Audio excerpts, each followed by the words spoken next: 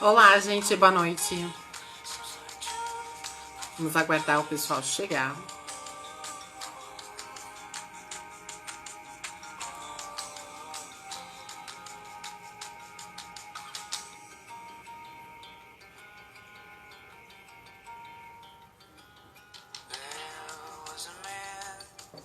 Bem-vindo. Esperar o pessoal chegar um pouquinho. A gente já começa a nossa live.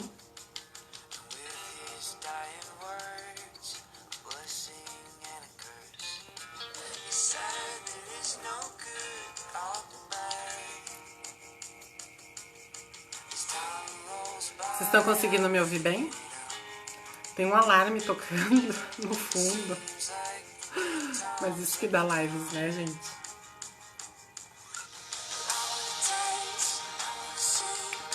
Então, hoje é o nosso terceiro entrevistado na série Bem-vindos. Hoje é o nosso terceiro convidado da série de lives integrativas.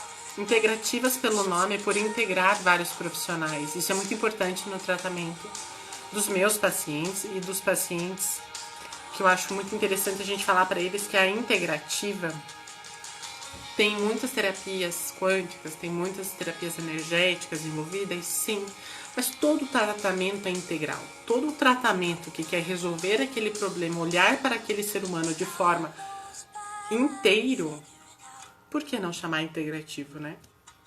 Então, o Lázaro foi um fisioterapeuta muito importante na minha vida pessoal também, não exatamente bem na minha, né? Em 2017, minha mãe entrou numa crise de labirintite muito grande, muito grande. Minha mãe passou meses muito ruim, muito ruim. E minha mãe mora em Santa Catarina. Ao total mesmo, minha mãe ficou quase 7 a 8 meses sem condições. Minha mãe ficava de pé um dia, ficava 2 de cama, tinha vômitos, era muito ruim. E numa das consultas em Itajaí, recomendaram o trabalho do Lázaro. E quando falaram que era um fisioterapeuta, eu falava, poxa, que bacana. E assim, eu sabia que existia, mas realmente eu nunca tinha conhecido um presencialmente na área de vestibular, que é um nome muito diferente. E foi naquele mesmo dia, eu liguei para ele fez um encaixe e eu levei minha mãe. E simplesmente com o atendimento foi incrível o resultado. Ele ensinou exercícios, ele fez uma avaliação, ele chegou a fazer acho que alguma manobra na sessão que eu desconhecia e continuo desconhecendo essa área até hoje. Mas eu sei o quanto que foi valioso para minha mãe, o quanto minha mãe é grata até hoje. Então eu vou chamar o convidado Lázaro Teixeira, ele é lá de Santa Catarina. Ele vai se apresentar um pouquinho. E vamos. Eu vi uns saudades também, tô com saudades. E ele vai falar um pouquinho sobre a sua expertise, sobre esses tratamentos incríveis na área de vestibular. Então, bem-vindo, Lázaro. Tá carregando.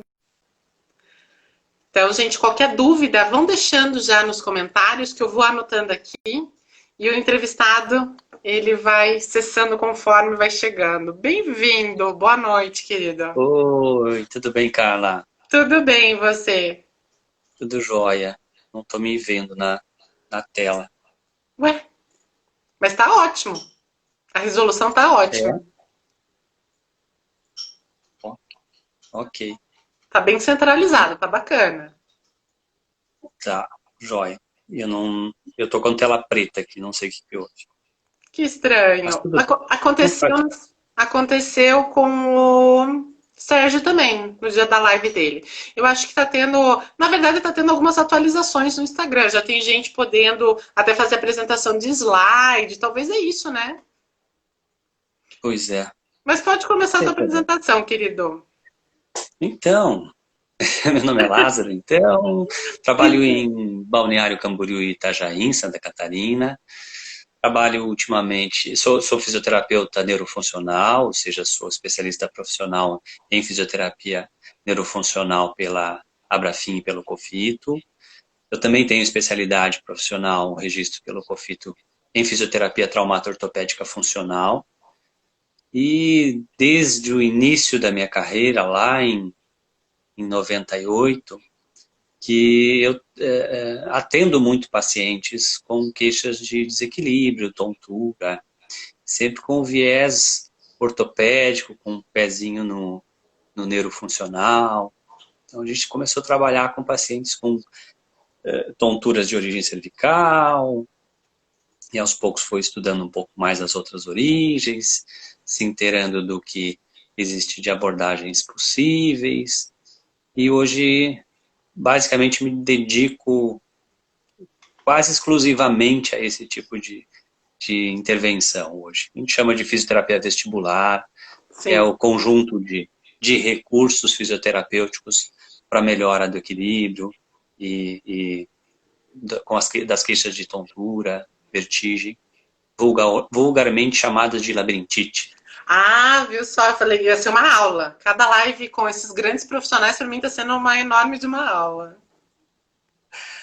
Então, labirintite é o termo popularmente usado, né? É. Na verdade, entre nós, labirintite é uma doença em específico, né? É uma doença não tão comum, uma doença bem difícil de encontrar e que pode ser chamada assim, mas na verdade as labirintopatias é uma série de problemas, cada problema desses com um tratamento específico ou recursos que são mais adequados a se utilizar em uma ou outra situação. Da tua mãe, provavelmente foi um tratamento bastante curtinho, né? Um atendimento só. Então, provavelmente foi a mais comum dos problemas, que chama vertigem posicional paroxística benigna, VPPB, que de fato resolve de forma muito rápida, em 1, 2, no máximo 3 atendimentos, costuma se resolver a grande maioria dos casos. Ela continuou fazendo Então, aqueles exercícios laterais na cama por muito, muito tempo. Às vezes, eu chegava e ir lá na casa dela, a gente acordava antes de tomar café da manhã, ela estava lá, fazendo os exercícios. E diz ela que de vez em quando ainda ela faz. Claro, como aquele susto grande passou, ela já não faz mais todos os dias. Mas é interessantíssimo. Quer complementar alguma coisa ou posso começar a rodada de pergunta? você falou em susto, e eu Ah, me lembrei de uma coisa importante. hum. É comum a crise vestibular intensa, aguda, intensa, gerar esse tipo de reação, de susto, de medo, que se assemelha muito a uma crise de pânico. Ah, que bacana. Então, o medo da crise é parecido com aquele problema muito comum na fisioterapia chamado medo de queda, né? O idoso tem medo de queda, muitas vezes, tem uma certa instabilidade, mas sente muito medo de cair, muito medo de ficar tonto, e isso representa uma entidade nosológica, medo de cair ou medo de ter tontura, né? Então, o susto da crise aguda muitas vezes leva a um quadro crônico de medo. E eu Que, lembro, eu vou dar o caso, né, que nos levou a nos conhecer, foi o caso da mãe, eu não vou esquecer da consulta. Eu estava sentada aqui na sua mesa e você levou a mãe lá na maca, né? E a mãe tava dura, e você falou, nossa, mas que medo é esse de, né? Olha os relatos dela aí, confirmando a gente. E ela estava realmente, ela ficou um tempo dura, dura, que não podia mexer nela. E tem eu como fisioterapeuta, tem um fisioterapeuta lá onde ela trabalhava também, e ela não queria que ninguém mexesse, porque realmente acho que causou esse medo, né? Aquela é, vertigem de... E que nas nossas integrativas, a nossa interpretação é isso, a pessoa perdeu esse controle, né? E ela fica desesperada por ela não estar no controle dessa situação toda, né? E é, deve dar uma é uma angústia situação danada. muito delicada, muito desagradável, né? Uma experiência sensorial muito intensa, muito desagradável. Então, isso costuma deixar marcas, e seria traumas, né? E esses traumas costumam causar medo de se movimentar, que é a cinesiofobia. Uhum. A cinesiofobia precisa ser tratada, precisa ser trabalhada. Né? A pessoa não pode ficar com, né, cronificar dentro de um quadro de cinesiofobia, porque acaba desenvolvendo outros transtornos psiquiátricos. E aí eu comento com os pacientes, sem necessidade, né? Você não precisa seguir esse caminho, né? O ideal seria a gente conseguir esse controle. Então vamos lá. Então, as nossas divulgações no Stories gerou algumas perguntas e acredita que acabou de ter uma agora um pouco antes de eu iniciar. Vou começar por essa que eu achei bem interessante. Quando sobe na escada rolante do shopping, essa pessoa sente às vezes a tontura que chama de labirintite. Então, já que você já desmistificou para nós o que é labirintite e o que não é, na sua visão, nesse momento, o que poderia ser o que essa pessoa sente? Ela entra, pelo jeito, na escada rolante do shopping e sente tontura. Tem como tratar? O que seria isso? Sem aprofundar o relato, sem conhecer mais detalhes da história, eu acredito, por enquanto, que seja exatamente isso que a gente conversou agora. Uhum. Eu acredito que seja eventualmente experiências desfavoráveis que ela possa ter tido em outras situações relacionadas a movimento. Então, ela está parada dentro de um equipamento de transporte, que é a escada rolante. Esse equipamento está conduzindo ela. Talvez ela sinta a mesma coisa numa esteira, talvez, né, numa esteira de aeroporto, aquelas esteiras extensas. Eu acredito, por enquanto, que seja mais medo mesmo. Olha, interessante. Mas, claro, é responsabilidade falar, né, inferir Sim, esse sim, tipo de coisa sem uma avaliação minuciosa. claro. Pode haver alguma outra disfunção em paralelo e isso mereceria uma avaliação mais detalhada, para excluir Aham. justamente fatores biológicos. Legal. E tem algum exame específico que você, como fisioterapeuta, você recomenda eles fazerem para ir para sua consulta? Ou que nem, né? Quando a gente está com uma dor no quadril, geralmente é comum a gente levar uma ressonância, um raio-x. Na sua área hoje, para essa questão da labirintite, que as pessoas se Uhum. autodenominam, né? Tem exames Uhum. hoje que comprovam isso ou é só um exame de palpação, alguma coisa assim? Tem toda uma propedêutica fisioterapêutica funcional para fazer a avaliação funcional vestibular. E é composto desde o equilíbrio global, né, a posição estática, né, testes, posição capaz de se manter em pé com os olhos abertos, se manter em pé com os olhos fechados, se manter em pé em cima de uma almofada com os olhos abertos, olhos fechados. A partir dessa avaliação mais global, avaliação de força de membros inferiores é um dado importante para manter estabilidade postural. Os reflexos, reflexo patelar, por exemplo, é um dado inicial da propedêutica.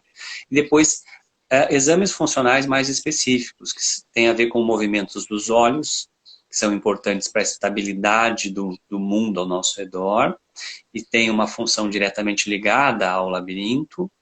Depois, testes específicos do labirinto, que são avaliados também pelos olhos. Então, muito da avaliação clínica funcional se dá pelo exame clínico. Além disso, existem recursos de tecnologia, a gente chama de avaliação instrumentada, que é o uso de recursos tecnológicos para mensurar de forma mais detalhada algumas funções. A motricidade do olho, os movimentos oculares, a avaliação do reflexo vestibulo-ocular, que está ligado ao movimento da cabeça e capacidade de manter o olho num ponto só. Tem a avaliação da postura através da posturografia. Então, tem uma série de recursos de exames complementares funcionais que nos auxiliam demais no diagnóstico funcional, ou seja, detectar qual a topografia da alteração funcional, qual o tamanho dessa disfunção. Uau, hein? E isso nos permite direcionar o tratamento de uma forma mais específica possível. Eu digo sempre o mais específico possível para a gente mexer o mínimo possível e tentar conseguir o máximo resultado possível, intervindo o mínimo possível. Isso Acho que mesmo. esse é o objetivo principal, né? Como você falou, aí em pouco tempo teve um resultado diferente na Assim, melhora. quando eu falo esse negócio da minha mãe, eu sei, até como fisioterapeuta, né? A gente não pode vender algo assim, tipo, unicamente. Cada corpo tem o seu tempo de recuperação. Mas realmente o caso da mãe foi o único. E isso eu sempre falo também para paciente. Isso é engajamento, né? Porque realmente é a força que a pessoa quer se livrar, ela quer tratar aquilo logo, né? E tem muito a ver com o envolvimento da pessoa também para predispor à melhora, né? Falou o engajamento dela, a predisposição dela a se envolver com o autocuidado, né? Você falou, ela continuava fazendo o exercício em casa, ela continuava no afinco de superar aquela experiência ruim, né? Sim. Isso é muito bom. Posso ir para a próxima pergunta ou quer Bora. complementar mais alguma coisa? Então vamos lá. Crianças que sentem tonturas e que chegam a vomitar ao andar de carro, de ônibus, né? Acho que mais o carro também. Deve ser a mesma coisa. Uhum. Meio de transporte de uma forma geral. Isso, acho que sim. E que Então, você pode nos falar? Isso é um transtorno bastante comum, bastante frequente, que é o enjoo, né, o vômito, a náusea, às vezes até a tontura, em meios de transportes. O nome disso é cinetose, tem uma definição muito clara, e talvez até faça parte da história daquela pessoa que perguntou da escada rolante. Né? Por isso que mais detalhes da história seriam úteis naquele caso. Então, a cinetose, ela está presente não só em crianças, mas em adultos, às vezes desde criança. É um problema, né, bastante desagradável. Geralmente a pessoa aprende a lidar com aquilo, né, evitando o banco de trás do carro, não lendo durante o transporte, jamais virando de costas para o fluxo do veículo, né, como Hoje em dia é andar de comum, né? O ônibus. pessoal usando o celular, talvez isso pode estar desencadeando cada vez mais, então, né? Então, curiosamente, esse seria uma forma de tratamento bastante interessante. Então, a cinetose, ela precisa ser superada.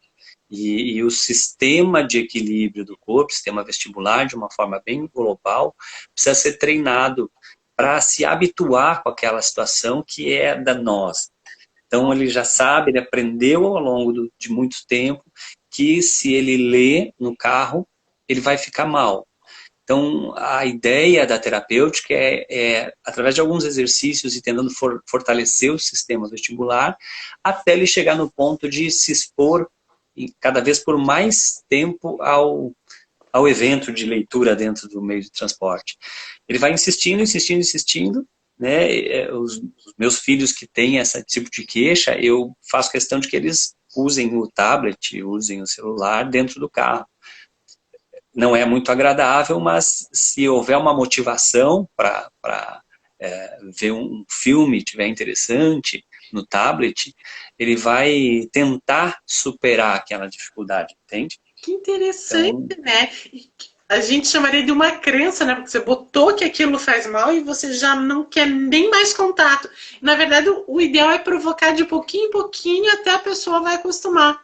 Que bacana! Show de essa é a bola! ideia. E essa crença não é fácil superar. Aham. Não é Mas daí, fácil. daí manda pra mim que dá tudo certo. A gente descreve a crença e a gente joga pra você ensinar o exercício. Então, essa é a ideia. Fala Às assim. vezes a gente insiste para o paciente fazer um trabalho de psicoterapia em paralelo, Sim, especificamente de terapia cognitivo-comportamental, sim. né, de mudança de comportamento, porque é o X da questão. Aproveitando o engajamento aí da pergunta, no teu caso, e a gente até agora está na questão dessas tonturas, mas eu sei que você também tem um know-how muito grande da disfunção temporomandibular, né? Você está tendo alguma só teleconsulta de avaliação ou só presencial? Fale um pouquinho para quem estiver assistindo, quem quiser também depois compartilhar esse material. Como é que você está fazendo? Tá conseguindo se adaptar? No meu consultório a gente não parou, na verdade, em nenhum momento. A gente parou talvez por 1 ou 2 semanas, lá quando Santa Catarina fez o lockdown, e de lá para cá a gente não parou. Eu não tenho tanto impacto porque eu trabalho com horários já espaçados, né? Uhum. Então são agendas de 1 em 1 hora e não há acúmulo de pacientes em sala de espera. O que mudou agora com a pandemia é a higiene reforçada e os EPIs, né? Ok. Então a gente está mantendo esses cuidados e fazendo o atendimento presencial. Eu abri um link para teleatendimento, mas eu não fiz nenhum teleatendimento, né?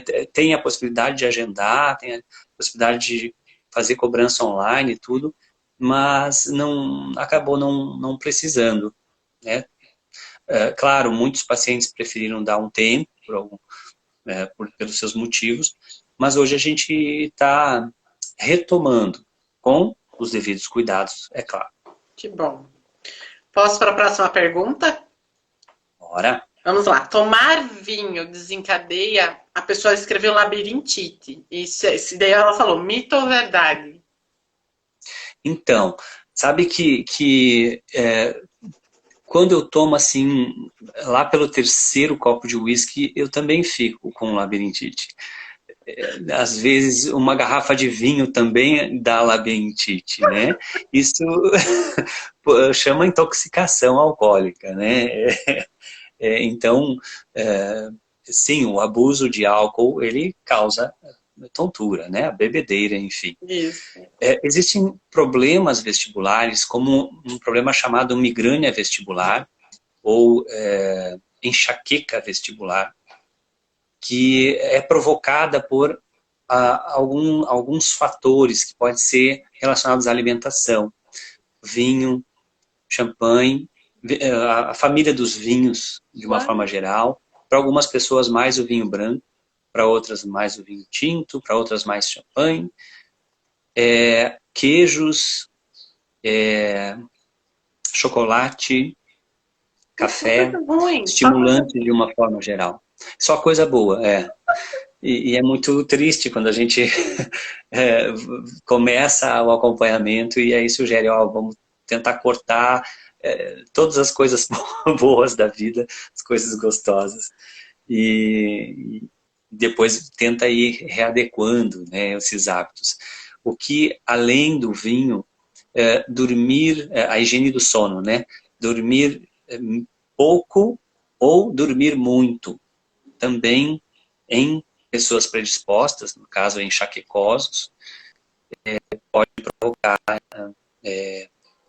labirintite, não, a labirintopatia, no caso, nesse perfil de pacientes com migrânia vestibular ou enxaqueca vestibular. É parecido com a enxaqueca de cefaleia, né? Só que a enxaqueca é um problema próprio relacionado à família das cefaleias. E a migrânia vestibular, a enxaqueca vestibular, ela pode até não ter a dor de cabeça, a cefaleia, e sim os ataques de vertigem, de tontura, tontura. que eu acho que é a pergunta da audiência. É. E a última pergunta que eu recebi por escrito foi essa: insônia noturna. A pessoa acorda 2, 3 vezes à noite, ela já vai ter um dia ruim, ela acha que já tá com a tontura, ela já tá. E que daí eu acho que tem a ver com o assunto que é o estresse, né? E, Seja ele é, do trabalho, pessoal, até né, agitada por algo, preocupação, que daí fala um pouquinho sobre isso para nós. há um perfil patológico, que são os pacientes migranosos, que tem essa predisposição, né? No caso de insônia, é, acordar, né? No outro dia ter um dia bem ruim ou com tontura, tal, desencadeando aquela crise. São as chamadas síndromes vestibulares episódicas, onde a pessoa, de vez em quando, tem crises, né? A migrânia vestibular é um desses problemas episódicos, onde a pessoa pode ter desencadeado a crise por alterações no sono, por causas alimentares, né, bebidas, comidas, Olha só. enfim. Fala um pouquinho sobre. Ó, a gente já está com 26 minutos de live.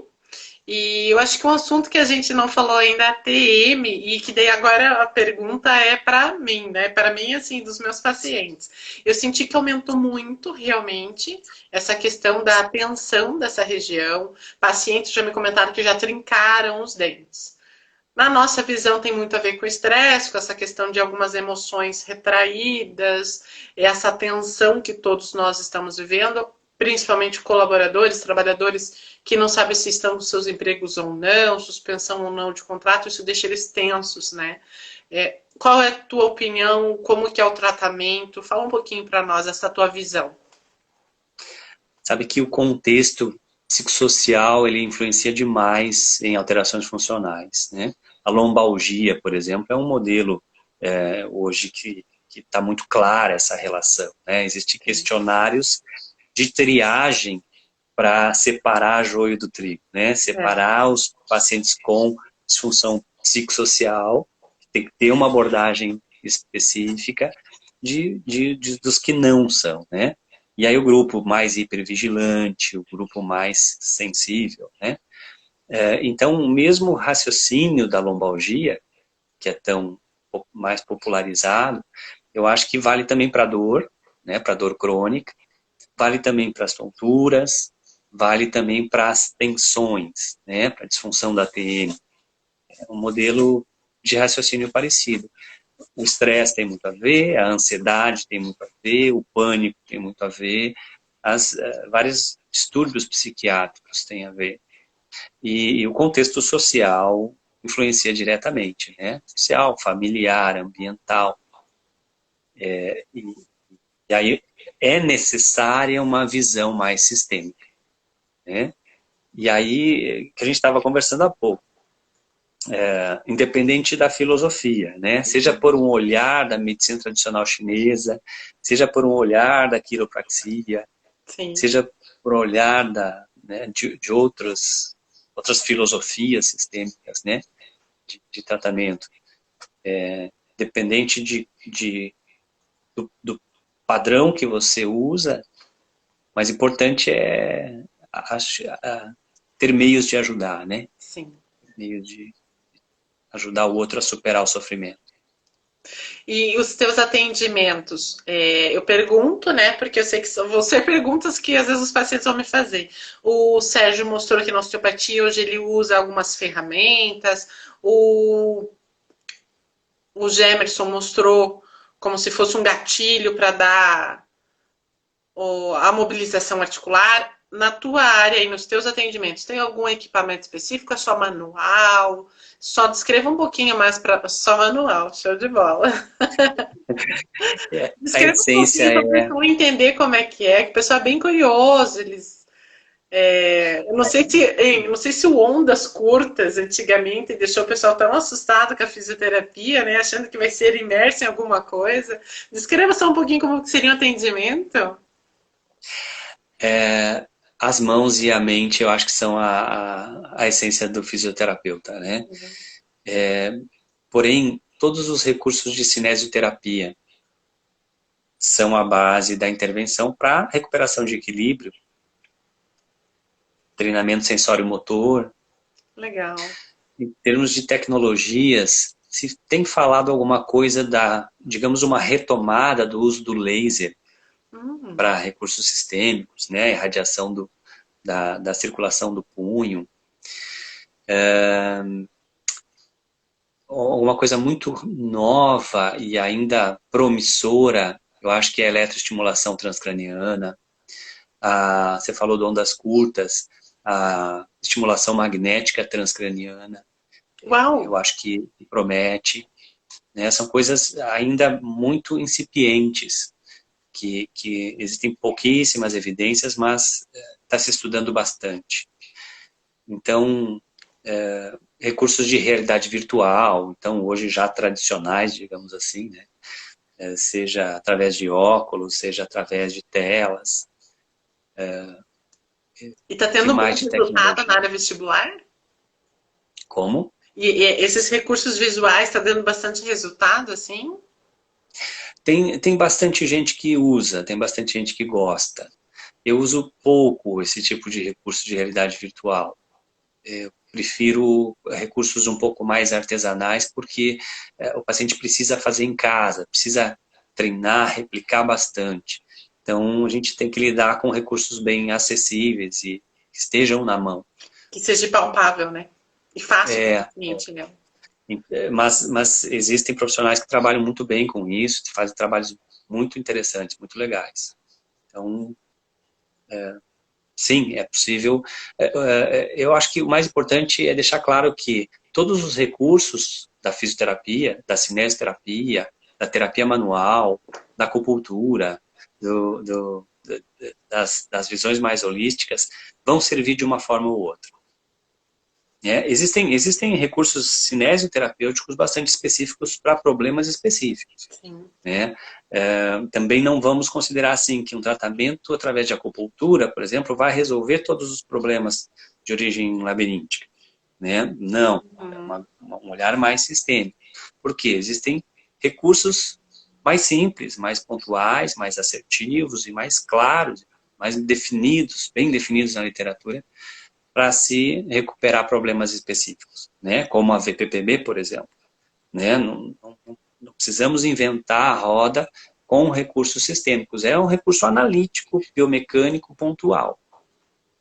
Né? Eu sempre, Então, eu sempre falo para o paciente que ele está no momento que ele calça um par de sapato. Depois que ele está melhor, ele vai para um outro recurso, para outro terapeuta, enfim, ele vai calçar aquele momento, e assim se segue os tratamentos. Não é uma verdade única, né? Não tem como ficar tudo tão bem às vezes, né? Só para a gente não passar muito tempo, ocorreram duas perguntas aqui. Alguém pediu para falar um pouco sobre mobilização articular, se ocorre isso no teu atendimento. Não sei se mobilização eles estão ligando aqueles estralos da osteopatia. E alguém perguntou se ele quiser se especializar nessa área, como é que a pessoa faz. Aí eu sei que você dá curso, fala um pouquinho aí para a gente finalizar. vamos lá. Eu utilizo muito terapia manual. Mobilização articular, então, é um recurso de grande amplitude e baixa velocidade. Existem os recursos de alta velocidade, baixa amplitude, que seria a manipulação. Eu utilizo mais a mobilização articular, especificamente da região cervical, torácica, cintura escapular e sistema estomatognático. Seria a musculatura mastigatória e facial também. Além de mobilizações articulares, mobilização de tecidos moles. Vamos generalizar, assim, É que eu acho que o os pessoal vai recursos conseguir entender terapêuticos. mais. Acho que tem mais paciente nos vendo hoje. Isso. Então, mobilização de tecidos moles seria mais relacionado com uma espécie de massagem. Além disso, alongamento passivo da musculatura da região cervical, anterior, lateral, posterior, suboccipital. A gente foca bastante em escalenos, são músculos relacionados à tensão, né, ao medo, ao se segurar. Né? Aquela respiração alta. Então a gente tenta fazer esse desligamento, eu falo para os pacientes, né? Vamos tentar desligar. Basicamente isso. Eu falo para o paciente, tira aquele pescoço do Zezé de Camargo. O Zezé é assim, né? Dá até uma aflição de ver ele. Eu falo, meu Deus, quanta aderência tem ali. Que trabalheira para liberar aquilo tudo. De fato. O olhar de fisioterapeuta nunca é igual, né? Mas depois da faculdade. É verdade. Essas lives que tiveram de cantor, quando eu vejo ele, eu falo, ai meu Deus, quanta aderência, socorro. Recursos, formações, né? Como obter essa formação.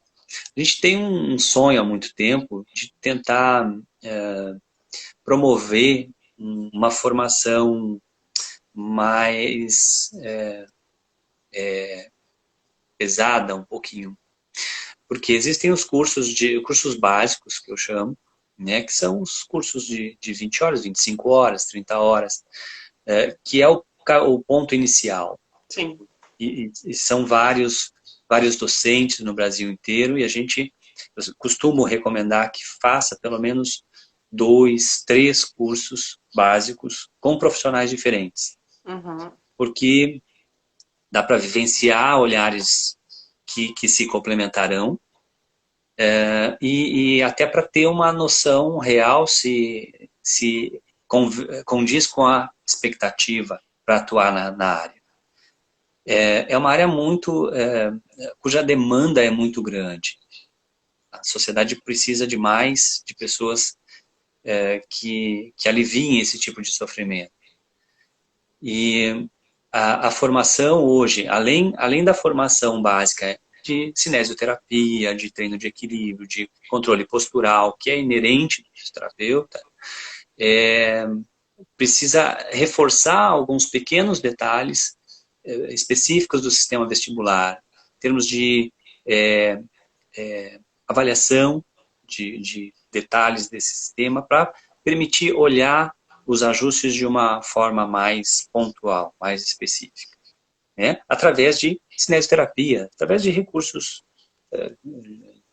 fisioterapêuticos de uma forma geral, né? Cinesioterapia, mecanoterapia, eletroterapia, por aí vai. Existe cursos de pós-graduação. Eu acho que a Inspirar, ela fez algumas turmas. Eu dei aula em 2 ou 3 turmas em Porto Alegre. Eu não sei como está essa formação. Era para ter saído uma turma no Rio de Janeiro, através de outra instituição.